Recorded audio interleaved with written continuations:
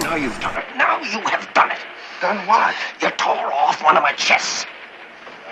Well, you better go get it fixed. Well, you better come help me. Before Dallas Buyers Club, Tangerine, and Mrs. Doubtfire, there was Some Like It Hot. Yeah, real hot. Oh, well, I guess Some Like It Hot. I personally prefer classical music. Well, Some Like It Hot, Billy Wilder was great. He was told this is not going to be a movie anybody's going to want to see. It starts with a massacre, St. Valentine's Day Massacre. It's not funny. And indeed, when he showed it to the first test audience, nobody laughed. They didn't realize it was supposed to be a comedy. And so he then, instead of being deterred and sort of saying, oh, I screwed up, he actually took it to a nearby college where the students went nuts over it. And that's how he knew he had a hit on his hands.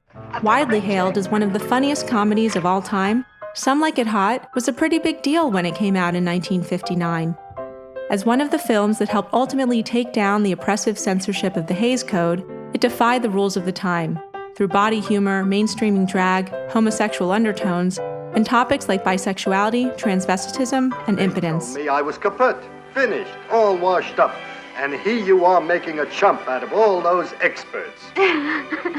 Much of the humor comes from emphasizing juxtaposition. Two adult men arguing in deep voices while wearing dresses, I'm gonna die ashamed. Shut up and keep packing. Yeah. or the visual comparison between their mannish physiques and the iconic feminine form of Marilyn Monroe. That's the way I like 'em, big and sassy. The comedy conceals the film's deeper critique of the misogynistic undertones of the male gaze, condemning male insensitivity and society's unthinking objectification of women. Oh, no. What kind of a girl do you think I am, Mr. Fielding? Oh, please. Here's a basic rundown of the plot. Joe, played by Tony Curtis, and Jerry, played by Jack Lemmon, are two jazz musicians who accidentally witness a fictionalized version of the real-life 1929 Chicago St. Valentine's Day Massacre, orchestrated by Al Capone. To escape the mob, Joe and Jerry join an all-girl band, disguised as Josephine and Daphne. Joe falls in love with the band's singer Sugar Kane. Jerry meets a millionaire who wants to marry him. And together, the pair outwits the gangsters on their tails. It's disturbing, the violence at the opening of this film, but that actually was what heightens the comedy later. The terror of that violence is actually what enables the comedy to really have really high stakes, because it is a life and death comedy.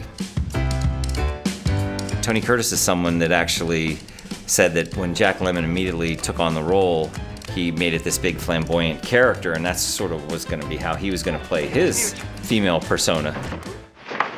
Up to Daisy. Fresh. And he said, well, I can't have my performance match Jack's, and it's hard to keep up with Jack. So he said he actually based his character on his mother and Grace Kelly. And he said, my mother was a very sophisticated woman. Grace Kelly was very sophisticated, so I went and played it that way. He's always pursing his lips the whole time. Well, happy days. I hope this time you wind up with the sweet end of the lollipop.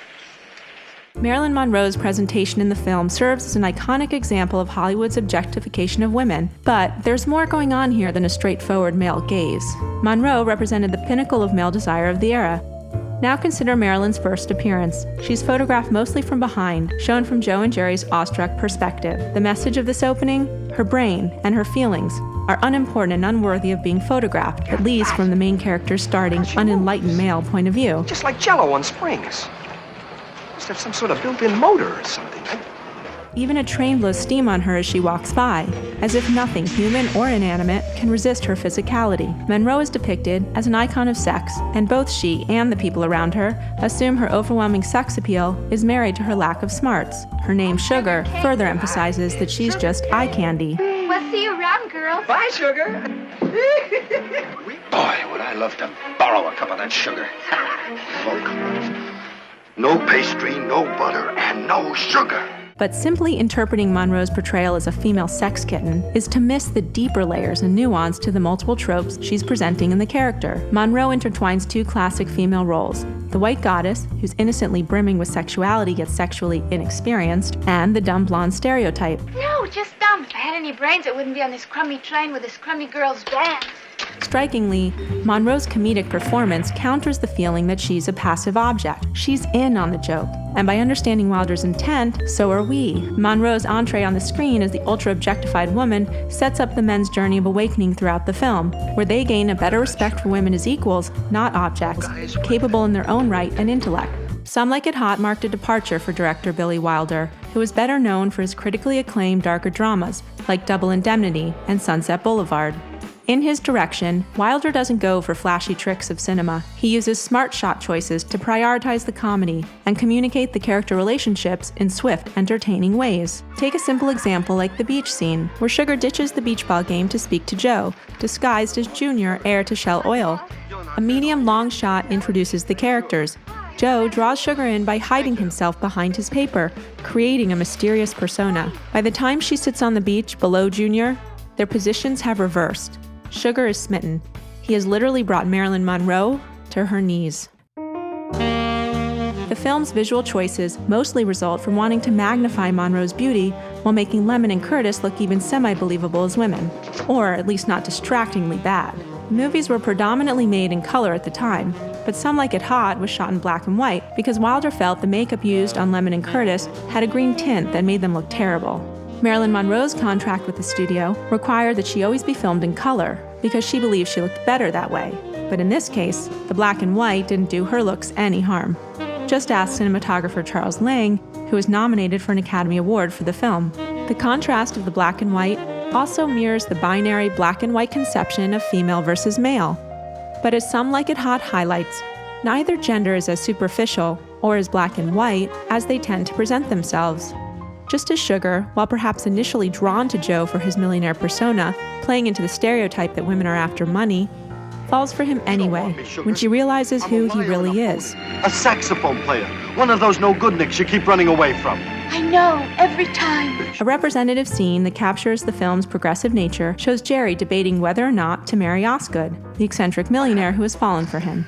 I'm engaged. Congratulations. Who's the lucky girl? I am.